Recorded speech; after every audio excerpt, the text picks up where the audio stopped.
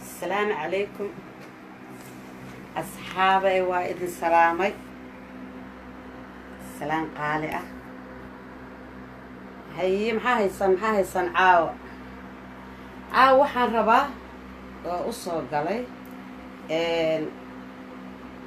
dhawaan inaan safar gali doono insha Allah biidin kariim ana ku socda dalka Faransiiska waxaan ka tagi doonaa insha Allah Paris weekend insha Allah biidin kariim halkaas oo la iga soo qadsaday magaalada la yiraahdo Rennes marka asxaabtayda isoo codsatay faaniskayga ee jecel waxaan u sheegayaa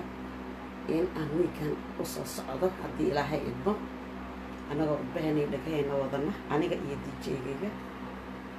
DJ Subeer marka saaxiibayaal waa idin soo soconaa sidaas iyo